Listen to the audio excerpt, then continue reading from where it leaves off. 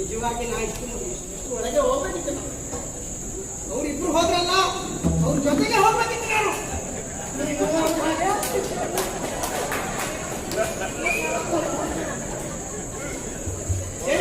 ಹೋದ್ರಲ್ಲ, ನಂಗೆ ಅವರನ್ನು ಗೊತ್ತಾಯ್ತು. ಅವ್ರ ಜೊತೆಯಲ್ಲಿ ನಾನು ಹೋಗ್ಬೇಕಿತ್ತು.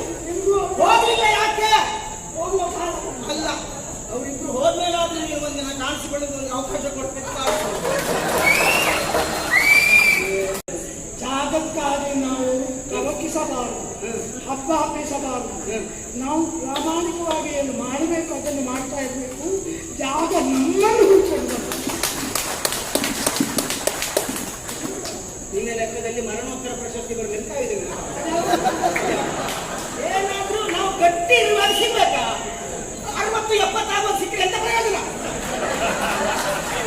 ಯಾರೋ ದುಡಿಯುವುದು ಯಾರಿಗೂ ಲಾಭ. ಕೊಡುವವರನ್ನು ಹೆಸರುವಂತ ಯಾವ ಬೇರೆ ಬೇರೆ ಕ್ಷೇತ್ರದಲ್ಲಿ ಬೇರೆ ಸಿಗ್ತದೆ.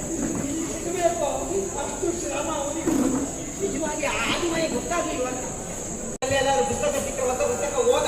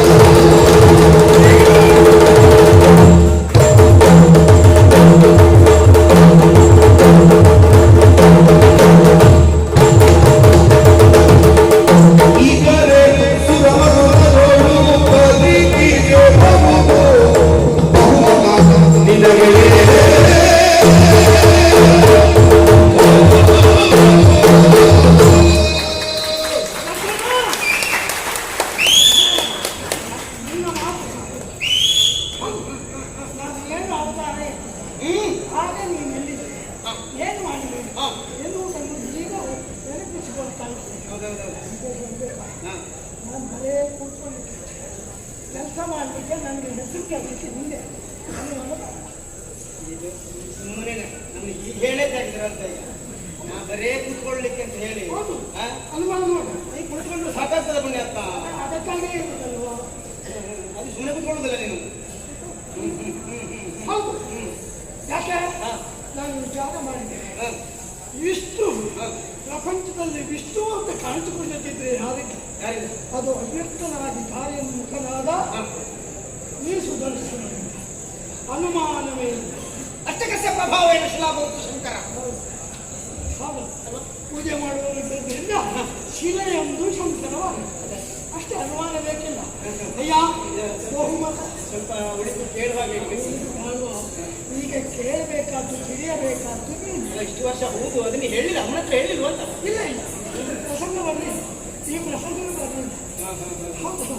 ಈಗ ಸುದರ್ಶನ ದಸೆಯಿಂದ ಹೀಗೆ ನಾನು ಗೆದ್ದದ್ದು ಅಂತ ಹೇಳಿಲ್ಲ. ಅದು ಈ ಜೊತೆ ಹಾಗೆ ಅಂತ ಯಾವುದು ಕೈ ಅಷ್ಟು ಈಗ ಹೇಳದೇ ಹೇಳುದೇ ಅಲ್ಲ, ಇಲ್ಲ ಕೇಳದೆ ಹೇಳುವುದು ಮನೆಯಲ್ಲಿ ಆಡದೆ ಮಾಡುವುದು ನೋಡಿ ಹೋಗುತ್ತಮ್ಮ. ಇಲ್ಲ ನಿನಗೂ ಕೇಳದೆ ಹೇಳುವುದು ಮನೆಯಲ್ಲಿ ಆಯ್ತು, ಇದು ಸೇರ್ಪಡೆ ಮಾಡುವ. ನೀನು ಗೊತ್ತಿಲ್ಲ ನಾನು ಹೊಣೆ ಅಯ್ಯ ಒಳ್ಳೆ ಬಹು ಅನುಮಾನವೇನು ಈಗ ಎಲ್ಲ ಪ್ರಕರಣದಲ್ಲಿಯೂ ನನ್ನ ದಸೆಯಿಂದ ವಿಷ್ಣುವಿಗೆ ಅಸ್ತಿತ್ವ ಬಂದದ್ದು. ನಾನು ಇಲ್ಲದ ಇದ್ರೆ ಹೇಳುವುದು ಗತಿ ಇರಲಿಲ್ಲ. ನಾನೊಬ್ಬ ಇಲ್ಲದೆ ಇದ್ರೆ ಯಾರು ಕೇಳುವುದಿಲ್ಲವಾಗಿತ್ತು. ಯೋಗ ಯೋಗ ನಾನೊಬ್ಬ ಇದ್ದ ಕಾರಣದಿಂದ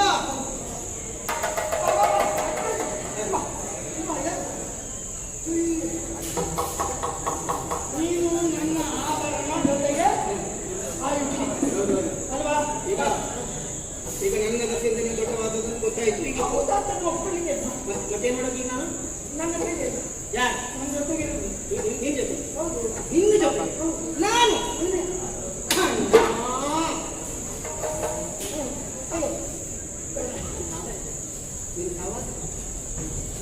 ನಿಜವಾಗಿ ನಾ ಇಷ್ಟು ಒಳಗೆ ಹೋಗ್ಬೇಕಿತ್ತು.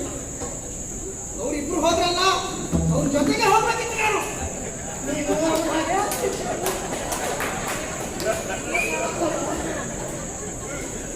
ಜಯ ವಿಜಯರು ಹೋದ್ರಲ್ಲ, ನನಗೆ ಅವರನ್ನು ಗೊತ್ತಾಯ್ತು. ಅವ್ರ ಜೊತೆಯಲ್ಲಿ ನಾನು ಹೋಗ್ಬೇಕಿತ್ತು. ಹೋಗ್ಲಿಲ್ಲ. ಯಾಕೆ ಹೋಗುವ ಕಾರಣ ಅಲ್ಲ, ಅವರಿಬ್ರು ಹೋದ್ಮೇಲಾದ್ರೂ ನೀವು ಒಂದಿನ ಕಾಣಿಸಿಕೊಳ್ಳೋದು ಒಂದು ಅವಕಾಶ ಕೊಡ್ತಿರ್ತ.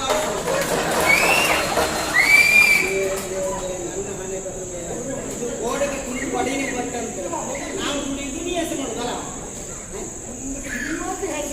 ಸುದರ್ಶನ ಜಾಗಕ್ಕಾಗಿ ನಾವು ತವಕಿಸಬಾರದು, ಹಬ್ಬ ಹಬ್ಬಿಸಬಾರದು. ನಾವು ಪ್ರಾಮಾಣಿಕವಾಗಿ ಏನು ಮಾಡಬೇಕು ಅದನ್ನು ಮಾಡ್ತಾ ಇರಬೇಕು. ಜಾಗ ನಮ್ಮನ್ನು ಹುಡುಕೊಂಡು ನಿನ್ನ ಲೆಕ್ಕದಲ್ಲಿ ಮರಣೋತ್ತರ ಪ್ರಶಸ್ತಿ ಬರ್ಲಿಂತ ಇದ್ದೀವಿ. ಏನಾದ್ರೂ ನಾವು ಗಟ್ಟಿ ಇರುವಾಗ ಸಿಗ್ಬೇಕಾ? 60-70 ಸಿಕ್ಕರೆ ಎಂತ ಪ್ರಯೋಜನ? ಯಾರೋ ದುಡಿಯುವುದು ಯಾರಿಗೂ ಲಾಭ. ಕೊಡುವವರನ್ನು ಹೆದರುವಂತ ಹೇಳಬೇಡ. ಯಾವ ಕ್ಷೇತ್ರದಲ್ಲಿ ಬೇರೆ ಬೇರೆ ಕ್ಷೇತ್ರದಲ್ಲಿ ಬೇರೆ ಸಿಗ್ತದೆ, ಇಲ್ಲಿ ಸಿಗಬೇಕು. ಅಷ್ಟು ಶ್ರಮ ಅವರಿಗೆ ನಿಜವಾಗಿ ಆದಿಮಯ ಗೊತ್ತಾಗ್ಲಿಲ್ವ ಅಂತ ಅವ್ರು ಯೋಚನೆ ಮಾಡಬೇಕು. ಬೇಡ, ನೀವು ಎಷ್ಟು ಮಾಡ್ತೀವಿ. ಯಾರು ನಾ ಇರುವುದಿಲ್ಲ. ನಾನು ಯಾವತ್ತೋ ಮನಸ್ಸು ಮಾಡಿದ್ದೆ, ಯಾವಾಗ ನನಗೆ ಅವಕಾಶ, ನನಗೆ ಗೌರವ ಸಿಗಲಿಲ್ವೋ, ಎಲ್ಲಿ ನಮಗೆ ಮಾನ್ಯತೆ ಗೌರವ ಸಿಗುವುದಿಲ್ವೋ ಅಲ್ಲಿ ನಮ್ಮ ಪಾದರಕ್ಷೆಯನ್ನು ಬಿಡಬಾರ್ದಂತೆ. ನನಗೆ ಏನಿದ್ರು ನೀನೇ. ಹೌದು, ನಿನಗೇನು ಯಾವತ್ತು ನಾನು ನಿನಗಾಗಿರ್ಬೇಕಿದ್ರೆ ನನ್ನ ಅಸ್ತಿತ್ವವನ್ನು ಪ್ರಕಟಗೊಳಿಸಬೇಕು ಅಂತಾದ್ರೆ ಅಂತರ ಏನು ಹೌದಲ್ವಾ? ಆದ್ದರಿಂದ ನಾನು ಇನ್ನು ಮುಂದೆ ಇಲ್ಲಿ ನಿನ್ನ ಕೈಯಲ್ಲಿ ಇರುವುದಿಲ್ಲ. ಆ ಸದ್ಯಕ್ಕೆ ಇಲ್ಲಿ ಹೋಗುದಿಲ್ಲ. ಎಲ್ಲರೂ ಬೇರೆ ಕಡೆ ಹೋಗ್ತಿದ್ದೆ, ಬರ್ತಿರ್ಲಿಕ್ಕೆ ಎಲ್ಲೋದ್ರು ಇದಕ್ಕಿಂತ ಹೆಚ್ಚಿನ ಕಡೆ ಅಲ್ಲ. ನೀನು ಬೇಡ. ಇಲ್ಲ ನಿಮ್ಮ ಹಾಗಾಗಿ ಇಲ್ಲೇ ಪಕ್ಕದಲ್ಲಿದ್ದೆ. ಯಾಕಿರ್ತೇನೆ? ನಾನು ಇಲ್ಲದೆ ಇದ್ದೀನಿ. ನೀವೇನು ನೀವು ಗಂಡ ಹೆಂಡತಿ ಏನು ಗಂಡು ಕಟ್ಟಿದ್ದೀರಿ ಅಂತ ನೋಡ್ಬೇಕಾದಲ್ವಾ? ನನ್ನ ಉತ್ಕರ್ಷವನ್ನು ಕಂಡು ನೀವು ಗಂಡ ಹೆಂಡತಿ ಇಬ್ರು ಹೇಗಿದ್ದ ಹೇಗಾದ ಹೇಗಿದ್ದ ಉಸಿರು ಬಿಟ್ಟೇನು. ಹಾಗಾಗಿ ಮತ್ತೆ ನಿನ್ನ ಮೇಲೆ ನನಗೆ ತುಂಬ ಅಭಿಮಾನ. ನಾನು ಕಾಣಿಸಿಕೊಳ್ಳುವುದು ನೀನು ಒಳ್ಳೆ ಹೆಸರು ಬಂತಲ್ಲ. ನಮಗಾಗಿ ದುಡಿದ್ರೆ ನಾಲ್ಕು ತನಕ ಮಾತ್ರ ಹೆಸರು, ಬೇರೆಯವರಿಗಾಗಿ ದುಡಿದ್ರೆ ನಾವು ಉಳಿದ ಮೇಲೆ ಹೆಸರಿರ್ತದೆ. ಆದ್ದರಿಂದ ನನ್ನ ದಸೆಯಿಂದ ನೀನು ಕಾಣಿಸಿಕೊಳ್ತಂತಾದ್ರೆ ಆ ಕಡೆಗೆ ಇರ್ತಾರೆ, ಬೇರೆ ವಿಚಾರ ಮಾಡ್ಕೊಂಡಿರ್ತಾರೆ. ಎಲ್ಲಿಯಾದರೂ ನಿನಗೆ ಕಷ್ಟ ಪರಂಪರೆಗಳು ಒದಗಿ ಬಂದ್ರೆ ಒದಗಿ ಕಷ್ಟ ಕಾಲಗಳನ್ನು ಭಜಿಸಲು ನನಗೆ ನಿನ್ನನ್ನು ಕೂಗುವಷ್ಟು ಶಕ್ತಿ ಹೆಚ್ಚು ಕೂಲಿಕ್ಕೆ ಆಗುದಿಲ್ಲ ಅಂತ ಗೊತ್ತುಂಟು. ಅಂತ ಹೇಳಿ ಸಾಕು. ಬೇಡ, ಅಯ್ಯೋ ಸುದರ್ಶನ ಪಾಣಿ ಅಂತ ಹೇಳಿದ್ರೆ ಸಾಕು. ಸುದರ್ಶನ ಪಾಣಿ ಹೀಗಾಯ್ತಲ್ಲ ಅಂತ ಹೇಳಿದ್ರೆ ಗೊತ್ತಿಲ್ಲ.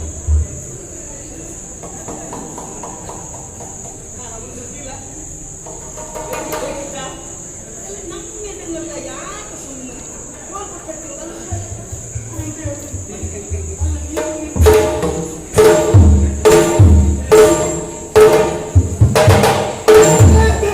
ಬೇಗ ಹೋಗು, ಬೇಗ.